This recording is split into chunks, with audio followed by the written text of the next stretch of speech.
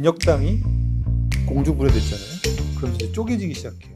뭐냐면 3명의 중앙위원이 있는데 2명은 해산하기로 했고 해산 결정을 했죠. 그럼 이 2명 중에 김영환의 하부 조직에 있었던 위원회가 전북위원회입니다. 전북총리. 네, 전북총련, 전북위원회. 전북위원회는 김영환과 함께 전향을 하게 되죠. 그게 사람 사랑. 뉴라이트가 되는 거예요. 그 허윤준 행정관. 허연준. 네, 네, 네.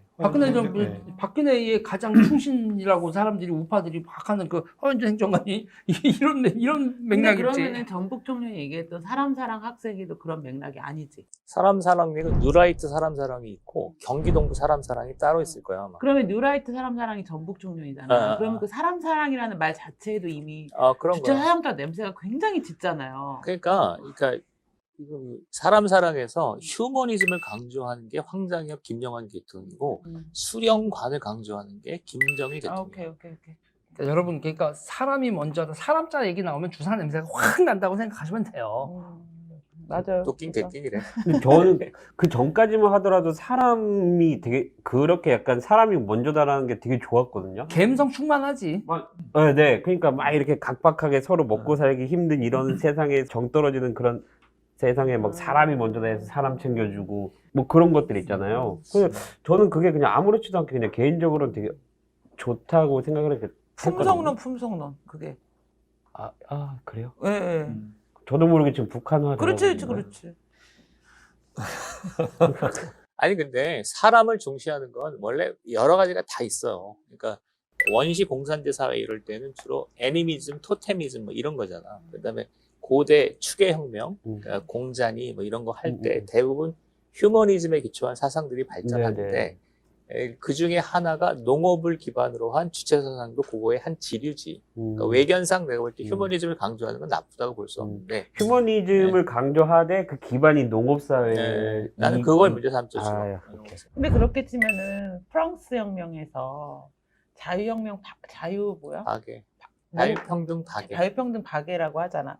근데 거기도 보면은 이제 굉장히 인권이 강조되잖아요. 그게 이렇게 약간 맥을 다. 그건 약간 부르주아틱한 인권이지. 저거는 농업사회. 그러니까 부르주아 인권이니까 자유평등 그러잖아. 농업적 인권이면 우회, 그 다음에 협동, 그 다음에 이렇게 인이, 예지 뭐 이런 게 나오지. 다른 거지 좀. 근데 되게 보면 저거랑 많이 닮아있어. 우리 삼강오륜 있잖아요. 잘 뜯어보면 주체사상의 인간관하고 되게 많이 닮아있어. 삼강오륜이랑. 그래, 맞아. 성강오륜하고 비슷해. 약간 수직적이야.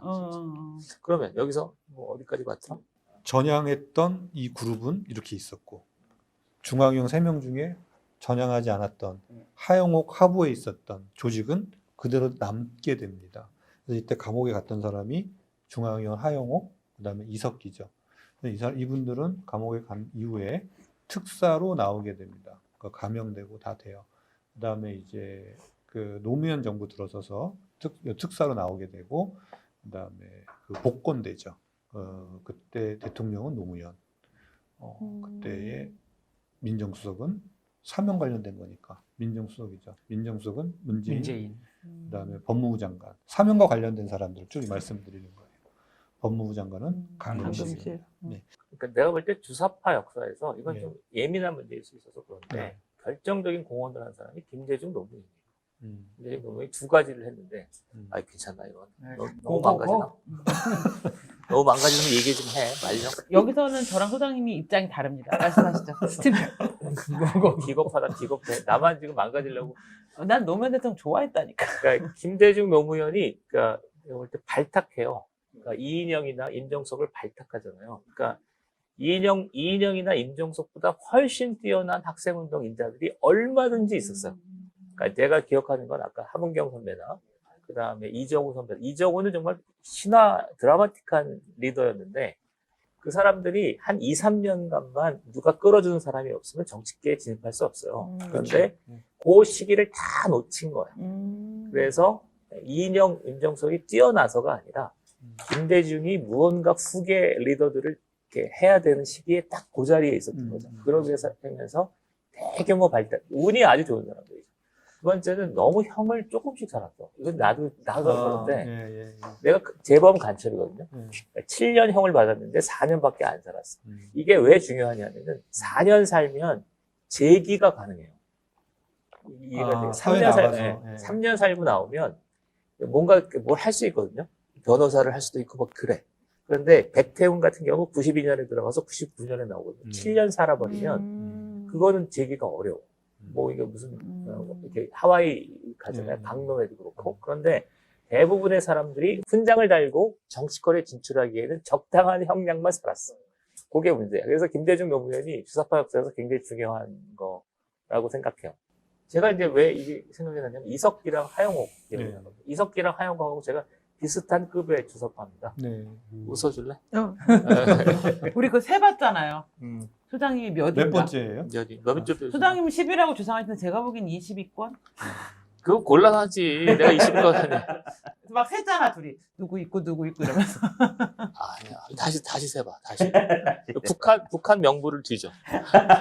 그래서 아까 전체적으로 요약하면, 그러니까 80년대 중후반의 주사파는 서울에 있는 서울대 연고대, 예. 연고되고, 그 다음에 90년대 이게 망했어요. 아까 좀 코미디 같은 상황이 벌어졌는데, 그럼에도 불구하고 이게 유지될 수 있는 거는 약간, 그러니까 수호지의 맹주 같은 사람들 있잖아요. 이석기, 그 다음에 인천연합의 A씨, 예. 울산연합의 B씨 같은 아주 강력한 카리스마 있는 리더가 이 리더가 그걸 유지시킨 거예요. 그 중에 하나가 이제 이석기, 얘가 경기동부. 하영옥은 경기동부에 별 영향은 없었던 것 같고, 울산연합이 있고, 그 다음에 이게 있죠. 이게 나중에 모아져서 뭐가 되는 거냐면, 전국연합, 민노당이 되는 거예요. 네. 그렇죠. 네. 그래서 결국에 그게 지난번에 우리가 얘기했던 그 군자산의 약속 뭐 이렇게 되면서 통진당까지 쭉 가고 경기동부라는 얘기가 대중들한테 알려지고 근데 이때 또 문제가 생깁니다. 이석기가 경기동부가 통진당이 해산당하고 이석기 현대 그때 당시에 국회의원이죠. 국회의원이 감옥을 가게 되죠. 그때 다시 누가 소환되냐면 하영옥 씨가 소환됩니다. 언론에서. 네. 그래서 이석기의 배후에 하영옥이 있는 게 아니냐라고 언론에서 하영옥의 소재를 찾기 시작했습니다.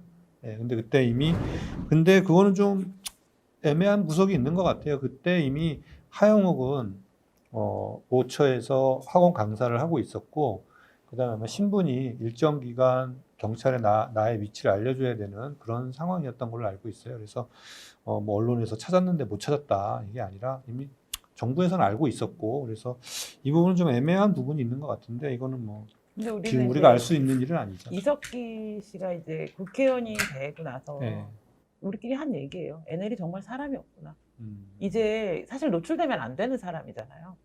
이제 NL로 입장에서 보면 이제 언더 지하가 있고 네. 대중조직이 있잖아요. 그러니까 임종석 선배나 이제 이인영 씨 같은 경우는 대중조직 간부잖아요. 의장 출신들이잖아요. 노출시킨 간부들인데 사실은 이제 우리끼리 하는 말이 뭐가 있냐면 형식적으로 보좌하고 내용적으로 지도한다가 있어요. 그러니까 대중조직에 있는 간부들은 우리가 형식적으로 의장님이니까 보좌하지만 내용적으로는 우리가 더 이제 선배들이니까 지도한다. 그래서 형식적으로 보좌하고 내용적으로 지도한다 이런 얘기가 있었는데 그럼 내용적으로 지도하는 사람들이 더 급이 높을 거잖아요. 근데 그 사람들은 사실 제가 말씀드린 음지를 지향하는 사람들이잖아요. 밖으로 드러나지 않는데 이석기 씨가 국회의원이 됐을 때 우리가 이제 정말 NL에 사람이 없나 보다. 저 사람이 드러날 정도면 혹은 저 사람이 욕망이 막 분출됐나? 뭐 이런 생각.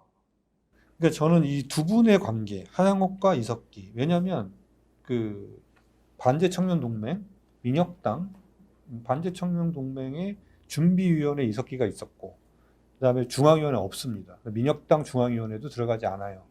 근데 공이 다 서울대, 서울대 법대 출신이 주를 이루고 있는데 유일하게 서울대가 아닌 사람이 딱 이석기 한 사람밖에 없어요. 이 두 관계가 어떻게 되는 건가? 그래서 제가 좀 확인한 자료는 하영옥과 이석기가 방위 생활을 같이 했었다. 그리고 하영옥이 그때 당시에 방위들을 가지고 뭐 어떤 군사적인 뭐 이런 조직을 또 만들고 있었다라는 그런 그 자료를 본 적이 있었거든요. 그래서 이렇게 되어 있었는데 하영옥이 먼저 출소를 하게 됩니다. 이 민혁당 사건으로. 그러면서 이석기 석방 운동을 하게 돼요. 이석기 석방 운동을 하고 이석기가 이제 석방을 하고 그해 8월 석방했을 때 저 하영옥 씨 얼굴을 본 적이 없거든요. 근데 이제 유일하게 제가 처음 봤던 그게 이석기가 출소했을 때 둘이 끌어안고 환하게 웃는 사진이 이제 언론사에 나오거든요. 그래서 그때 그 하영옥 씨의 얼굴을 처음 보게 됐고, 이 두 분은 이제 계속 통진당 그때까지 연결되어 있다라고 또 얘기가 나오고 했던 관계죠. 굉장히 오래된 관계인 거예요, 두 분은. 이거는 또 제가 나름대로 증언을 할 게 있어요. 뭐냐면, 전 하영욱하고 이석기 할 때 제가 보는 관점에선 이건 저희 추론이에요. 이석기는 돈이 있었고, 하영욱은 돈이 없었어요. 아주 간단하게 얘기하면. 근데 이석기 씨가 돈이 어딨어? 저는 그거에 대해서 아는 게 뭐냐면, 이런 돈이 있어. 그러니까 뭐냐면, 그때 외대 NL들, 그 한총련 그 주사파 애들이 자기들은 파르티잔 후예라고 했어요. 자기들을. 그러니까 다른 운동권들하고 다르대. 빨치산을 보여줘. 그러니까 자기네들이 성남 있죠. 성남에 빨치산들 있잖아요. 그 빨치산들의 후예지 다른 사람들은 운동권, 이렇게 학생 운동권의 맥락이고 자기네들은 빨치산의 맥락이라는 거야.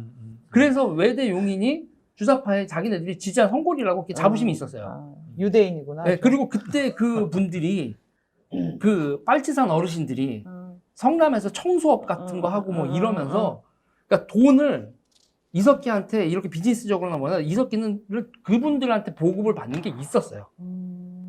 제가 그때 알기로는. 그러니까 하용호가 그러니까 북한에서 공작금이나 뭐 이런 게 안, 그러니까 저는 계속 돈으로 위주로 보거든요.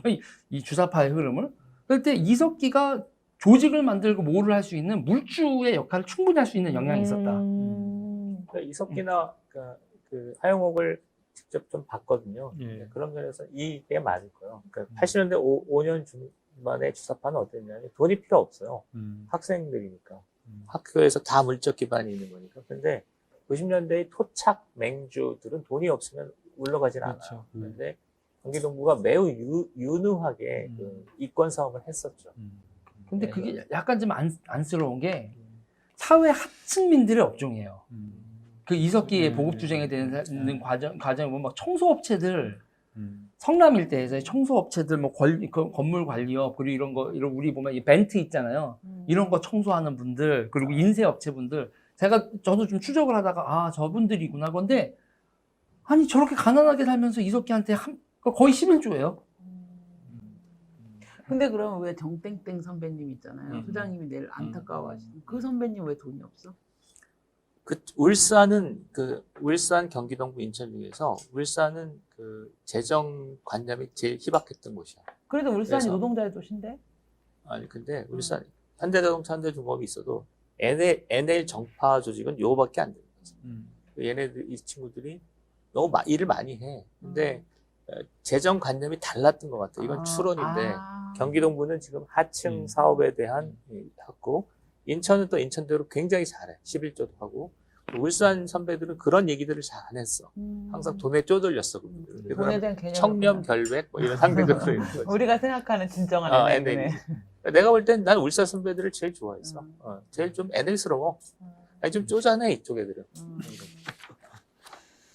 그래서 민혁당을 좀 쭉 살펴봤는데요. 민혁당이 그냥 과거에 90년대 후반에 있었던 조직 사건이 아니라 그 이후에 우리 2000년 들어와서 아주 지금까지도 우리 정치의 음으로 양으로 좌우를 떠나서 영향을 행사하고 있는 이런 정치 조직이고 앞으로도 이 질곡을 넘어가야 될 여러 가지 문제들이 앞으로 남아 있는 거죠.